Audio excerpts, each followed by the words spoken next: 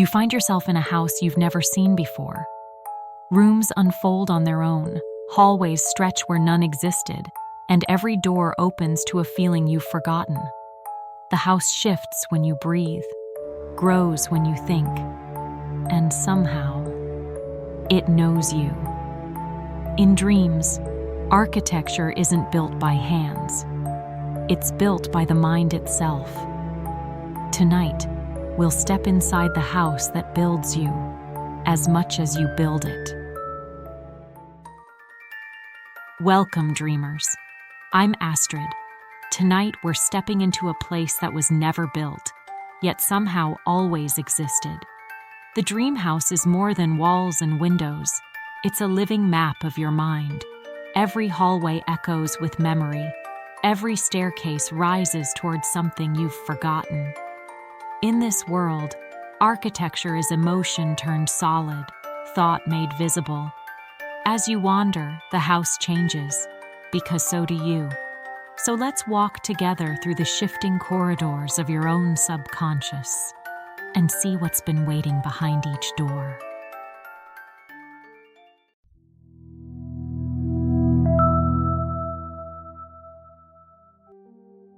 Every house begins with a doorway, even the ones we build in dreams. When you step through the first door, notice how the air feels familiar, as if you've stood here before. The mind begins its architecture with memory. It stacks forgotten moments like bricks, paints emotion into the walls, and hides entire decades beneath the floorboards.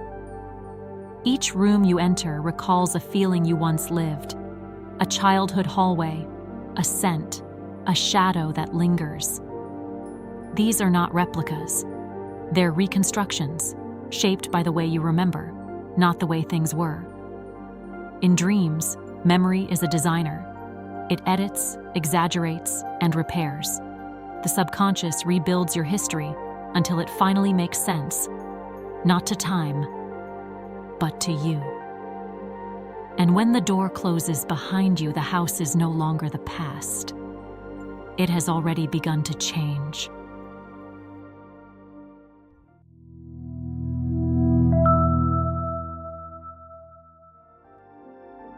The house never stays the same for long. A single feeling can move its walls. Joy widens the corridors. Fear makes them narrow until you can barely breathe. Every emotion is an architect, silent, invisible, determined. The rooms you walk through at night are drawn by what you feel, not what you think. A sudden sadness might open a stairway to nowhere, while curiosity creates a window where none existed before. This is how the subconscious speaks. It remodels your surroundings instead of your words. When you wake in the morning and remember the shifting rooms, you are remembering yourself in motion, your heart rearranging the geometry of thought. And if you listen closely, you'll realize the house is not collapsing. It's learning to feel with you.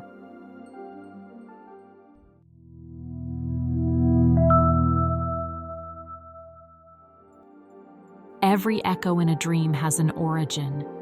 You may not hear the words, but you feel the reply.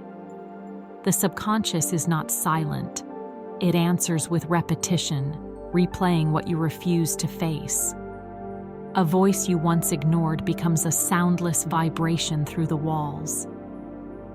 The people you see again and again are not ghosts. They are reflections of what was left unfinished. In the echo room, time folds back on itself. Past and present overlap until you can't tell which heartbeat belongs to now.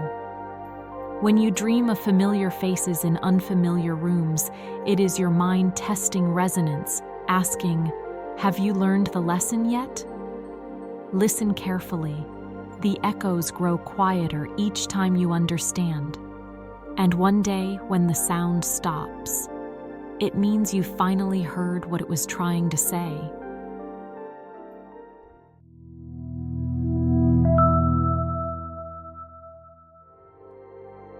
There is a moment, just before waking, when the dream and the self overlap.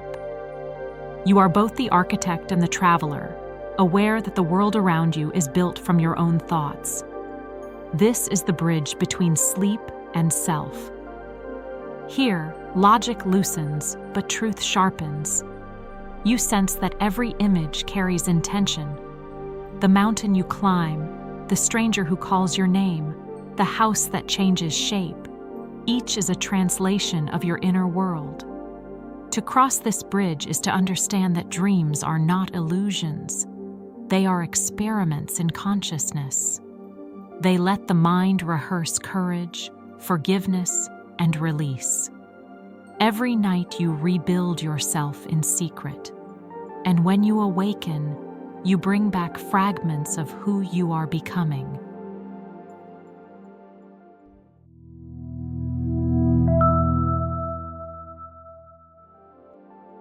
Light always finds its way in.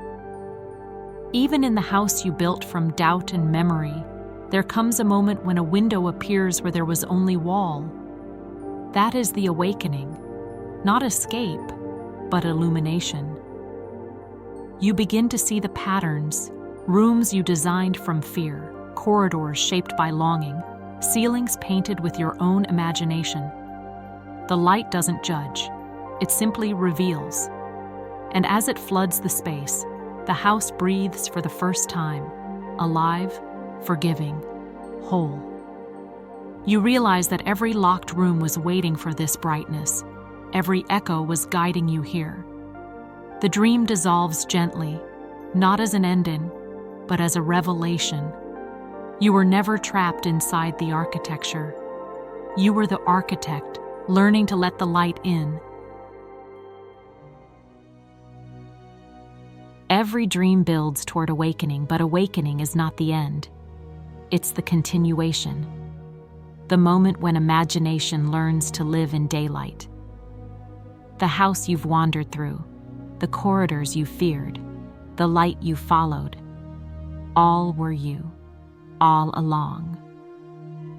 Each night you design the blueprint of becoming, and each morning you step inside the new room of yourself. So rest gently, dream deeply. The architecture of your mind is still expanding.